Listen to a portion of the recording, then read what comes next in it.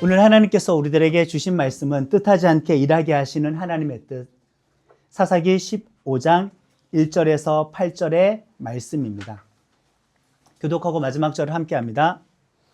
얼마 지나서 밀을 거두어 드릴 때에 일어난 일이다. 삼손이 어린 염소를 끌고 아내를 찾아가서 아내를 보러 아내 방으로 들어가겠다고 말했다. 그런데 그가 들어가는 것을 장인이 허락해 주지 않았다. 장인은 삼손에게 말했다. 자네가 저 아이를 정말로 미워한다는 생각이 들어서 자네의 친구에게 주어버렸네. 저 아이의 아우가 저 아이보다 더 낫지 않은가? 저 아이 대신에 그를 자네 아내로 맞아들이게. 삼손이 그들에게 말했다. 이번에는 내가 필리스티아 블레셋 사람들한테 해코지 하더라도 잘못이 없을 것입니다. 삼손이 가서 300마리의 여우를 붙잡고 회를 장만해 가지고 왔다. 그러고는 여우의 꼬리에 꼬리를 묶고 두 꼬리마다 그 사이에 회 하나씩 꽂았다. 그런 다음에는 회마다 불을 붙여 필리스티아 사람들의 곡식밭으로 내보냈다. 그러자 불이 낫가리와 밭에 있는 곡식과 포도밭과 올리브 나무를 태워버렸다. 누가 이런 짓을 저질렀지 하고 필리스티아 사람들이 서로 물어보았다. 어떤 사람들이 대답했다. 딥낫 사람의 사위인 삼손이야. 그 딥낫 사람이 딸을 빼앗아 사위의 친구에게 주어버렸거든. 그러자 필리스티아 사람들은 올라가서 삼손의 아내와 장인을 불태워버렸다. 삼손이 그들에게 단단히 일러주었다. 이런 짓을 저지르다니 너희에게 반드시 안갚음할 것이다. 가만히 있지 않을 것이다. 삼손은 맞닥뜨리는 대로 큰 패배를 안겨주고는 바위벽 틈새로 내려가서 머물렀다. 아멘. 사람들이 하나님의 뜻이 아니라 지 맘대로 살아가는 그 세상입니다. 그런 세상에서 성령 받은 삼손, 사사조차도 자기 마음대로 지금 현재 살아가고 있는 중입니다. 하나님의 뜻을 전혀 묻지 않습니다. 삼손이 기도하고 있다라는 내용이 거의 나오지 않습니다. 그 말은 믿음의 사람조차도 제 마음대로 살아가는 시대가 사사기의 시대였으니 신앙 수준과 영적인 수준이 얼마나 낮았겠습니까? 지금도 오늘날도 마찬가지입니다. 믿음의 사람들조차도 믿기는 믿는데 자기 신념이 강하다 보니까 그냥 자기 취향 따라서 신앙생활 합니다. 말씀을 하면은 제대로 알아듣지를 못하고 듣고 싶은 것만 골라서 듣습니다. 자, 그렇다면은 저런 세상 속에서도, 이런 세상 속에서도 하나님은 여전히 일하고 계실까요? 엉망인 세상인데 하나님은 여전히 구원 역사를 이루어가고 계실까요? 아니면 하나님은 그냥 침묵하기만 하셨을까요? 삼손을 사사로 세웠다는 자체만으로도, 그에게 성령을 부어주신다는 사실 하나만으로도 그런 세상일지라도 여전히 하나님께서는 구원과 회복의 역사를 멈추지 않고 계신다라는 것을 우리는 알 수 있습니다. 이런 세상에서도 여전히 하나님은 계속 구원하시는 일을 진행하고 있다는 그 말입니다. 오늘 우리가 전도에 대해서 거의 다 마음을 접어버렸습니다. 네, 그렇죠. 희망을 별로 가지지 않습니다. 그 말은 솔직히 뒤집어 말하면 무엇이냐? 오늘 같은 세상이니까 하나님은 침묵하시고 모든 일들을 중단하셔서 하나님은 지금 구원과 회복의 역사를 진행하지 않으실 거야. 전도의 마음을 닫아버리고 소망조차 품지 못한다는 그 사실이 하나님은 중지했다라고 말을 하는 것과 무엇이 다르겠습니까? 삼손은 하나님의 나라 그 백성들을 구원해 주겠다라는 뜻이 없었습니다. 그것과 상관이 없이 삼손의 모든 그 뜻하지 않은 행동을 통해서 하나님의 뜻은 지금 어떻게든 이루어지고 있지요. 물론 우리 이해하지 못하겠어요. 우리의 종교적인 기준과 도덕적인 기준으로 보면은 어떻게 저런 사람에게도 하나님은 성령을 주실까? 어떻게 저런 사람을 통하여 하나님의 일이 진행이 될까? 나의 신앙적인 기준, 나의 어떤 도덕적인 기준으로는 납득할 수가 없습니다. 솔직히 동의하기도 어렵습니다. 그럼에도 불구하고 하나님은 계속 일하신다라는 게 중요하죠.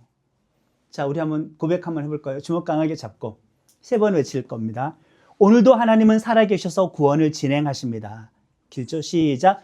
오늘도 하나님은 살아계셔서 구원을 진행하십니다. 오늘도 하나님은 살아계셔서 구원을 진행하십니다. 오늘도 하나님은 살아계셔서 구원을 진행하십니다. 우리들에게 여러분들에게 이 세상에 하나님은 여전히 일하고 계신다라는 희망적인 소식입니다. 그러니 복음이죠. 삼손이 블레셋 여자와 약혼을 하고 거의 1년이 지나서 이제 결혼식을 치르기 위해 부모님 모시고 블레셋 도시 딥나에 도착을 했습니다. 가는 중에 사자랑 접촉을 해서 그 사체 안에 있었던 꿀을 떠다가 먹어버렸죠. 이거 나시린이 지켜야 되는 서약 깬 겁니다. 더러운 음식을 먹지 말라라는 지금 서약을 깨고 있어요. 그러니까 딥나로 가는 그 방향은 하나님과 서약을 지키는 방향이 아니라 하나님과의 서약을 깨는 방향이다 이거죠. 딥나로 가면 갈수록 하나님과는 멀어지는 겁니다. 앞으로 문제는 점점 더 많아지게 될 것입니다. 그러니 삼손의 이 삶의 방향 자체가 틀렸다라는 거죠. 그쪽으로 가면은 더 멀어지고 더 깨어지고 더 더러워지고 더 큰일이 생깁니다. 지금 우리들은 하나님 나라를 향하여 가고 있을까? 여러분들의 인생의 목적지가 어디인지 한번 묵상해 보시기를 바랍니다. 내가 꿈꾸는 거는 딥나인가? 나의 삶의 방향은 지금 딥나로 향하고 있나? 아니면 나는 돌이켜서 하나님 나라를 추구하고 있나? 얼마나 많은 사람들이 지금 딥나로 향하고 있을까? 돌이키기도 어려워할 겁니다. 이미 너무 많은 길을 와버렸기 때문에. 지금까지 한 일이 아깝다고 생각이 되어서 접지 못할 겁니다. 시작을 안 했으면 회개하기가 쉬울 텐데 이미 시작해서 범죄의 역사를, 불순종의 역사를 많이 진행해 버렸기 때문에 회개하기는 더 어렵고 더 아깝습니다. 그럴수록 과감하게 세상과의 그 결혼을 파혼을 하고 딥나에서 돌아서야 했던 것이죠. 왜? 하나님은 여전히 용서해 놓고 기다리시기 때문입니다. 돌아오면 용서해 줄게 이 말도 맞지만은 탕자의 비유를 생각해 보시면은 아들이 집에 와서 놓고 해서 아버지가 나온 게 아니라 아버지가 먼저 나와 있었고 저 먼 들판에서 돌아오는 아들을 맞이했죠. 그 막내 아들을 용서해 놓고 기다리고 있을 테니 돌아오라 그 뜻입니다. 딥나에 도착한 삼손은 여자 쪽 식구들과 동네 주민들과 블레셋 청년 30명을 초대해서 이제 결혼잔치를 치르는데 결혼식이 일주일입니다. 혼인잔치가. 전혀 이상하지 않습니다. 외국 많이 다녀보신 분, 혹시 외국 사람 결혼식에 초청받아 본 적이 있으신 분이라면 지칠 겁니다. 온종일 결혼식 합니다.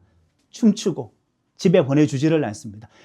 며칠 동안 결혼식을 하는 나라가 지금도 있습니다. 우리나라야 그냥 30분 내지 1시간 결혼하죠.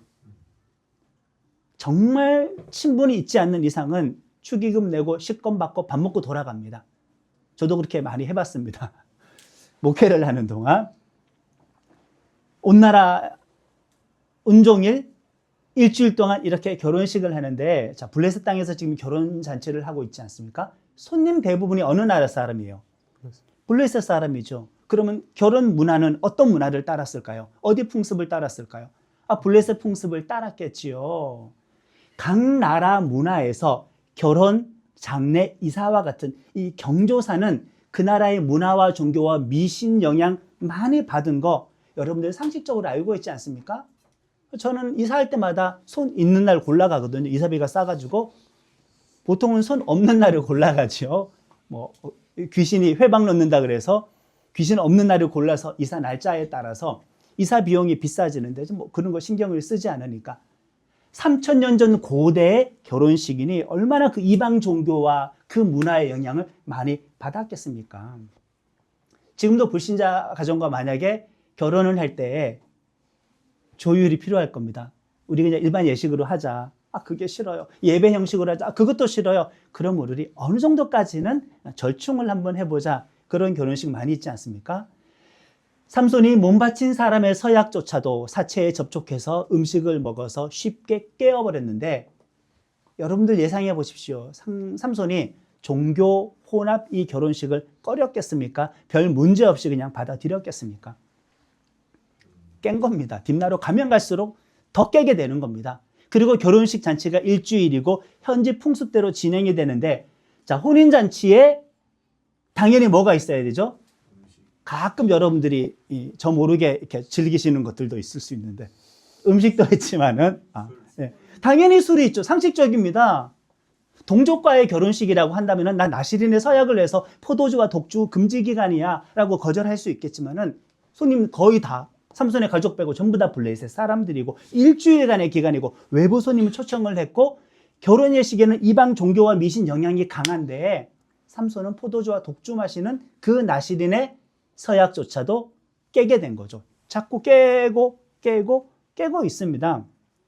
이렇게 죄악의 길을 가다가 멈춰서 돌아오기는 쉽지 않고 첫 단추를 잘못 꿰버리면은 나중에는 이제 계속 연쇄적으로 불순종하게 되고 연쇄적으로 하나님과 멀어지게 됩니다. 아직도 늦지 않았습니다. 지금입니다. 저도 아내와 결혼식을 할 땐 교회에서 했단 말이에요. 양쪽 친지들, 지금도 마찬가지지만 대부분 예수를 안 믿어요. 교회 하객들의 식사 대접을 교회 식당에서 했단 말이에요. 원칙이 있습니다. 교회에서 결혼식 할 거 빌려준다. 그러나 술은 올리면 안 된다라고 되어 있는데 그거 가지고 불만 가지는 친지들 분명히 있습니다. 먼 곳에서 초대해 놓고 밥만 먹고 가라고 하는 사람 분명히 있죠. 삼손은 그거 가리지 않았습니다. 예수 믿는 사람들이 세상 속에서 삼손과 같은 그 기질이 있는 사람이 아웃사이더가 되기를 원했겠습니까? 인싸가 되기를 원했겠습니까? 삼손의 기질이라면. 지배민족이고 피지배민족이고 우리보다 도시예요. 삼손은 여기보다는 촌동네 사람이에요. 그리고 다 이쪽 마을 사람들이에요. 본인 원래 힘이 세요. 삼손의 그 기질은 약간 마초적인 기질이 있기 때문에 아웃사이더가 되는 거를 좋아하진 않았습니다. 인싸가 되기를 좋아했어요. 인싸가 되려고 약한 모습 보이기 싫어하고 무리수를 두는 말과 행동을 많이 합니다. 어떻게든 내가 여기에서 이 분위기를 한번 주도해가지고 나를 좀 주목시켜야겠다. 나를 드러내게 해야겠다. 그런 성격의 사람입니다.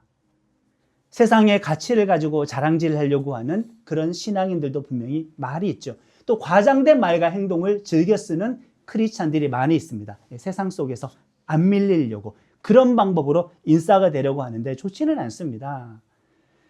결혼잔치에 삼손의 블레셋 친구들 30명을 초대했습니다. 그들에게 상품을 걸고 이제 수수께끼를 내기 시작하는데 너희들이 결혼식이 진행되는 일주일 동안 이 수수께끼를 맞추면은 내가 큰 상품을 준다. 30명이잖아요. 한 명에게 각 사람에게 내가 속옷과 겉옷 그 총 30벌이 되겠죠. 수수께끼 맞추면 그 30벌에 내가 옷 세트를 주고 결혼식이 끝나는 동안 너희들이 이 수수께끼를 맞추지 못하면 너희들이 나에게 옷을 줘야 된다. 오늘 우리 기준으로 옷의 가치를 생각하면 안 됩니다. 계절 따라 옷 사입죠. 바꿔 입죠. 버리죠. 해마다 옷 사입죠. 옷장 정리할 때마다 바꾸고 버리죠. 유행을 따라서 우리는 멀쩡한 옷도 버리죠.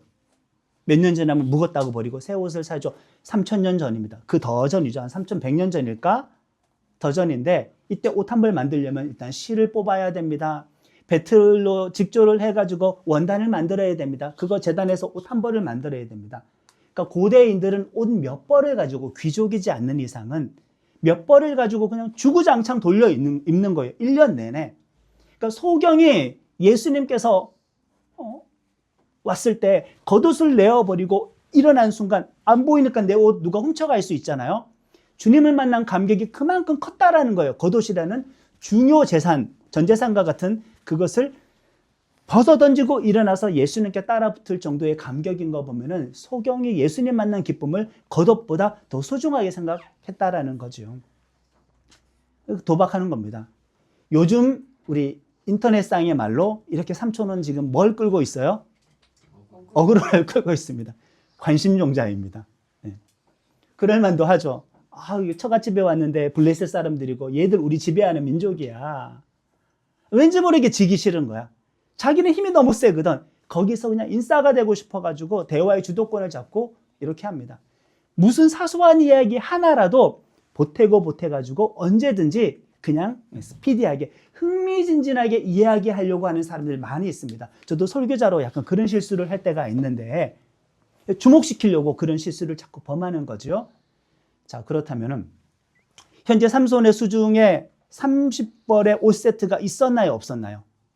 없었어요.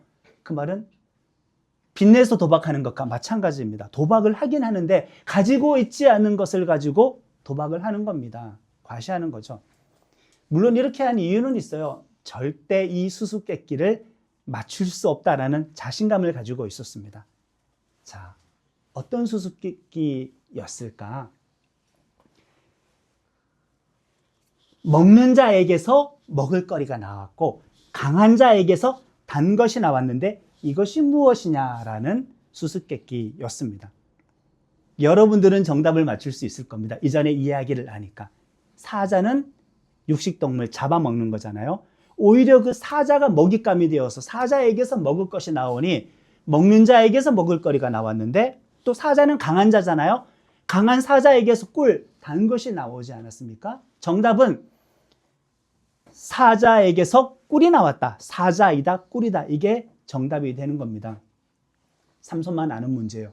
근데 이 문제를 냈었을 때 여러분들은 해석을 할 수 있잖아요. 삼손이 정말 철없다라는 것을 알 수가 있습니다. 방금 자기가 나시린의 서약 깬 에피소드를 희화화해서 수수께끼 낸 거잖아요. 내가 하나님께 불순종하고 죄악을 저지른 것 가지고 무슨 영웅담 이야기하는 것처럼 과거에 큰 죄를 짓고 회개한 사람이 간증을 할 때 무슨 영웅담 이야기하는 것처럼 에피소드 이야기하는 것처럼 그럴 때가 많이 있어요. 범죄와 회개는 꽁트의 소재가 아닙니다. 제정신이 아닙니다. 삼손은 범죄가 장난인 줄, 부정함에 빠진 게 장난인 줄, 말씀 어긴 것을 지금 장난으로 여기고 있는데 삼손의 모습은 당시 이스라엘 사람들의 모습과 겹칩니다. 당연히 이 말씀은 우리들에게 주시는 하나님의 말씀이니 우리도 이 모습과 겹치는 부분이 있지는 않을까. 블레셋 주민들은 일주일 동안 고민을 했는데 정답을 알아낼 수가 없었습니다. 삼손만 아는 문제이니까요. 근데 블레셋 주민과 삼손의 아내는 같은 블레셋 사람이잖아요. 동족이잖아요. 가서 협박을 하는 겁니다. 30명이 우르르 몰려가가지고 퀴즈를 네가 알아내서 정답을 알려줘라. 너 우리랑 같은 동포가 아니냐. 이거 만약에 너가 정답을 못 알아내서 안 알려주면 니네 집에 그냥 불질러 버릴 거야. 어그로 끌자고 했던 범죄를 희화화했던 말장난 때문에 나중에 큰일이 터지게 되는데 아내와 장인이 불타 죽는 사건이 벌어집니다. 이런 막장 드라마가 과연 어디에 있을까? 안 알려준다, 안 알려준다. 협박까지 받았잖아요. 저런 협박도 받습니다. 너가 우리들한테서 이 옷을 뜯어내려고 결혼식에 애초부터 초대한 거 아니냐. 그런 같은 동족의 모함까지 받게 되니 이 아내는 그 정답 나는 궁금한데 나한테만이라도 알려줘. 나한테만이라도 알려줘. 버티다 울면서 조르기까지 하니까 이 여자의 눈물에 또 삼손이 약해가지고 비밀을 털어놓습니다. 당연히 이 정답은 삼손의 친구들에게 전달이 되었고 결혼식이 끝나가는 7일째 해 질기 전에 찾아왔습니다. 삼손은 이제 도박에서 대박 터뜨릴 줄 알았겠지만 사자보다 강한 것이 무엇이며 꿀보다 달콤한 것이 무엇이겠느냐 정답을 말을 해버렸습니다. 그 순간 삼손은 누가 이 정답을 흘렸는지 알게 되었죠. 그냥 분노가 폭발해버렸습니다. 자, 지금까지 삼손의 모든 행동 중에서 우리가 그냥 일반 소설을 보는 것과 비슷하죠. 이렇게 신앙적인 내용으로 여기 들어갈 만큼 막장 스토리인데 신앙적인 의도도 없었습니다. 딥나로 향한 삶 자신의 선택이었습니다. 몸 바친 사람의 약속을 깬 것도 자신이었고 하나님을 드러내지 않고 자기 자신을 드러냈던 것 자신이었고 도박으로 빚진 것도 자신이었습니다. 엉망진창인 이 상황 속에서 자, 하나님의 뜻은 지금 이루어지고 있다고 했잖아요. 구원 계획이 이런 세상 속에서도 정지가 된 것은 아닙니다. 뜻하지 않았음에도 하나님의 뜻은 이루어지고 있으니 우리는 하나님의 뜻이 멈춘 것 같은 세상을 바라보면서도 하나님은 여기에 부재하신다라고 고백할 것이 아니라 여전히 하나님은 여기에 내재하십니다. 또 때로는 초월적으로 역사하십니다. 이런 믿음의 고백을 해야 합니다. 19절과 20절의 말씀을 함께 합니다. 그때 여호와의 영이 삼손 안으로 밀고 들어가셨다. 그러자 삼손이 아스글론으로 내려가서 그곳 사람들 가운데서 30명을 쳐 죽이고 물건을 빼앗아 가져왔다. 그러고는 수수께끼를 알아맞힌 사람들에게 나들이 옷을 주었다. 삼손은 노여움으로 불타올라서 아버지의 집으로 올라갔다. 삼손의 아내는 그의 친구의 아내가 되었다. 그의 결혼식에 들러리를 섰던 가장 가까운 친구였다. 아멘. 엉망진창이 되어버렸습니다. 개인적인 분노와 복수심에 차오른 삼손에게 하나님은 이렇게 하십니다. 하나님의 성령을 부어주십니다. 이런 사람은 성령 받으면 안 될 것 같은데 하나님의 일을 뜻한 게 아니라 개인적인 분노와 복수심에 차올랐는데 성령을 받아가지고 다른 도시에 가가지고 30명을 때려 죽인 다음에 그 사람들의 옷을 벗겨다가 친구들에게 와서 갖다 준 거죠. 물론 넓게 위에서 크게 보면은 하나님의 백성이 사사가 민족의 원수를 때려 죽인 것이지만은 중요한 것은 삼손은 그것을 계획하거나 의도하지는 않았다라는 거예요. 삼손이 사랑했던 아내가 결국 배신했습니다. 세상이 좋아 세상으로 왔는데 유혹의 달콤함 때문에 거기에 빠져들었는데 오히려 그 유혹이 나에게 등 돌리게 되어서 망하게 된 그 상황이죠. 세상은 같은 편 드는 겁니다. 세상은 세상 편들지 하나님의 사람을 편들겠습니까? 그러니까 우리는 세상과 혼합되지 말고 구별된 삶을 살아야 할 것입니다. 친구들 때문에도 화났고 이 상황도 화났고 삼손은 자기 아내한테도 화가 나서 이렇게 일이 터진 것을 아내 탓으로 돌리면서 결혼식을 최종적으로 완전하게 마무리 짓지 않고 그냥 자기 본가 아버지 집으로 가버렸습니다. 그 장인 입장에서는 어떻게 생각하겠어요? 우리 딸 때문에 삼손이 내기해서 졌잖아요. 삼손 우리 딸 미워하는구나. 이 결혼은 그냥 파혼이 된 거구나. 아니 결혼식 거의 끝났으니까 이거 그냥 이혼하게 된 거구나. 내 딸을 미워하구나 하고 그 결혼식에 왔었던 삼손의 블레셋 친구에게 장인이 딸을 줘버렸습니다. 정말 이런 스토리가 있을까? 막장 드라마입니다. 영적인 질서가 막장이니까 세상이 막장이 되는 거고 세상이 막장이니까 막장 드라마와 같은 일들이 벌어지고 있는 거죠. 뭐 남의 나라 이야기도 아니고 다른 나라 상황을 봐도 이 세계가 지금 그렇게 흘러가는 것 같습니다. 며칠 후에 화가 풀렸습니다. 그래도 그 여자를 정말 좋아했거든요. 얼마나 좋아했으면 약혼을 하고 1년을 기다려서 마음 변치 않고 결혼식을 치르러 내려갔겠습니까? 염소 새끼 한 마리를 들쳐매고 장인 집에 갔습니다. 아내니까요. 자기 처가댁이니까 갔는데 이 장인이 갑자기 분위기가 싸늘해져요. 자기 와이프 만나러 왔어요. 근데 자꾸 못 들어오게 하는 겁니다. 아내 방으로 못 들어오게 하는 겁니다. 왜 나를 막지? 우리 아내 어디 있습니까? 나는 자네가 우리 아내가 싫어서 이혼하는 줄 알고 다른 블레셋 사람한테 아내로 줘버렸지. 그런 줄 알았지. 이혼하는 줄 알았어. 그런데 여동생이 있는데 더 어리고 더 예쁘니까 더 낫지 않냐? 얘를 너의 아내로 데리고 살면 어떻겠니? 내기에서 졌을 때보다 이 두 번째 자기 아내를 친구에게 빼앗겼던 이 사건은 이전보다 삼손을 더욱더 분노하게 만들어버렸습니다. 아내를 약탈해 갔어요. 결혼식 일주일 거의 다 마쳤는데 이제 삼손은 자신의 복수가 정당하다고 믿기 시작합니다. 3절의 말씀만 함께 합니다. 삼손이 그들에게 말했다. 이번에는 내가 필리스티아 사람들한테 해코지 하더라도 잘못이 없을 겁니다. 아멘. 진짜 잘못 없나요? 오로지 아내 잘못이고 장인 잘못일까? 애초부터 자기 범죄한 것 가지고 희화화해서 수수께끼 누가 내라고 했나? 내기를 걸라고 했나? 아니 그리고 말도 없이 그냥 본가로 누가 돌아가라고 했나? 자기중심적인 사람이에요. 이런 사람을 하나님께서 쓰신다니. 그러니까 여러분들도 쓰는 거고 저도 쓰는 거예요. 그리스도의 보혈은 피가 아니면 삼손과 다를 바 없이 전적으로 타락한 우리이지 않습니까? 하나님은 이렇게 자기중심적인 사람을 씁니다. 자기 잘못은 생각하지도 않고 오롯이 남탓만 하는 삼손인데 이거는 우리나라 정치인들 특기이긴 합니다. 우리의 신앙 상식과 도덕으로 이해할 수 없는 일이 일어나고 있음에도 불구하고 하나님의 뜻은 진행된다. 어떤 결과가 나올지 모르겠지만 우리나라 하나님께서 하나님의 일을 계속 진행하고 있고 우리는 하나님께서 계속 이 나라를 사용해 달라고 기도해야 할 것입니다. 하나님은 어쨌든 세상과 혼합되어가는 삼손과 하나님의 백성을 강제적으로 점점 어떻게 해요? 싸울 일 나게 만들어버려요. 충돌시켜버리는 겁니다. 이거 그냥 가만히 안 싸우게 놔뒀다가는 가나안 문화와 이스라엘 문화, 가나안 종교와 이스라엘 종교가 혼합이 되게 생겼으니까 분쟁을 시키는 겁니다. 물론 말도 안 되는 사람과 그 방법을 통해서요. 하나님의 백성과 세상을 구별시킵니다. 내가 예수를 제대로 믿으면은 세상의 빛과 소금의 사명을 감당하는 것은 당연하지만 그것을 가지고 세상과 혼합되라는 그 뜻은 아닙니다. 그런데 또 이걸 가지고 저런 사람이 있을까 걱정이 됩니다. 자기가 진짜 못난 인간이어가지고 주변 사람들의 욕 많이 먹는데 아하 이렇게 갈등시키는구나. 오늘 말씀 그대로 적용해보자. 내가 하나님의 사람이어서 갈등시키는구나. 본인이 못난 인간이고 잘못해가지고 욕먹는 걸 가지고 의인의 고난 또는 예수님이 십자가 지는 것으로 포장하지 말아야 됩니다. 이런 그리스도인들이 현실 속에 너무 많이 있습니다. 이때는 밀추수 시기였습니다. 곡식단이 막 쌓여져 있어요. 추수한 거. 추수 아직 덜한 곡식도 들판에 많이 놓여져 있습니다. 삼손이 이제 무슨 일을 하느냐? 여우 300마리를 잡아요.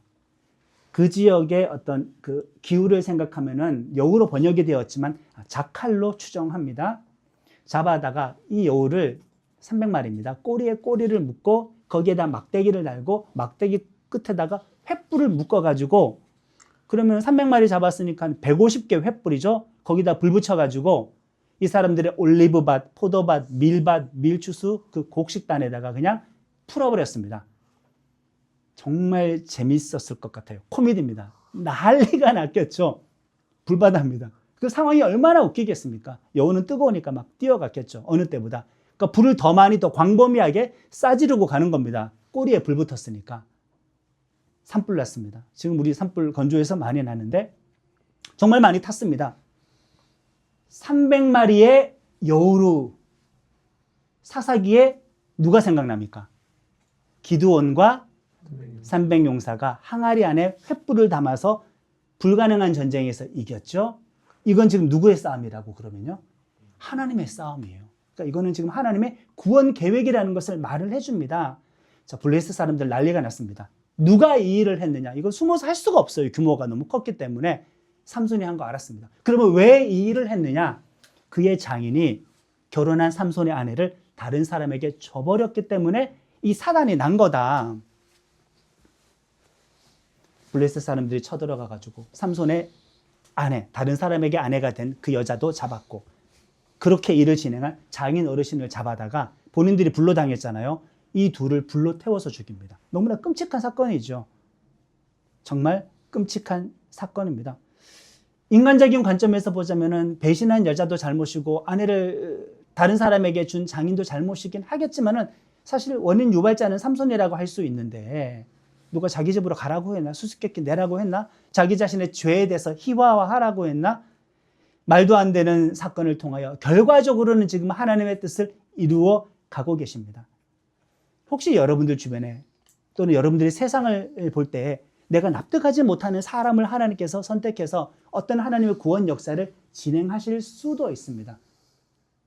물론 우리는 정확하게 그것이 무엇인지는 모르겠지만 어떻게 이런 일들이 일어날 수가 있을까? 내가 원하는 결과가 왜 이렇게 잘 안 될 수 있을까? 모르죠. 하나님은 어떤 방식으로든 하나님의 뜻을 이루시니까요. 그래서 부족하고 많은 나도 사용하실 수가 있게 된 것입니다. 자, 장인과 아내가 블레셋 사람들의 손에 죽임을 당하자 이전의 분노, 아내를 다른 사람에게 줬을 때의 그 분노, 그 전에 수수께끼 맞췄을 때 분노보다 분노는 더 커졌습니다. 분노했더니 더 크게 분노할 악한 일이 생기고 그때 더 크게 분노했더니 더 크게 분노할 악한 일이 생겼으니 멈추지 않고 질주하고 있는 겁니다. 7절과 8절의 말씀을 함께 합니다. 삼손이 그들에게 단단히 일러주었다. 이런 일을 저지르다니 너희에게 반드시 안갚음할 것이다. 가만히 있지 않을 것이야. 삼손은 맞닥뜨리는 대로 큰 패배를 안겨주고는 에담 바위벽 틈새로 내려가서 머물렀다. 아멘. 피지배 민족이 지배 민족이랑 싸워가지고 많은 사람들을 그냥 이렇게 죽이게 됩니다. 이제 이스라엘 사람들은 블레셋 사람들의 보복에 직면하게 됩니다. 하나님의 강제적인 방법이죠. 세상과 섞이지 말아라. 엄청난 진통을 통하여서 분리를 시키는 겁니다. 이 모든 거 하나님의 뜻입니다. 삼손을 통해 하나님의 구원하심을 보지만은 또 우리는 삼손을 통해서 실패한 구원자거든요. 나중에는 결과적으로 이런 삼손을 통하여 여전히 일하시는 하나님의 구원을 보지만은 우리들에게 위로가 되는 것은 삼손을 통해서 우리는 온전한 구원자 예수님만 바라봐야 되겠구나라는 정답을 쓸 수 있게 되었습니다. 예수님이 아는 이상 구약의 어떤 인물도 결국에는 구원에서는 실패할 수밖에 없구나. 그러니까 신약이 나왔고 메시아 예수님께서 등장하신 거죠.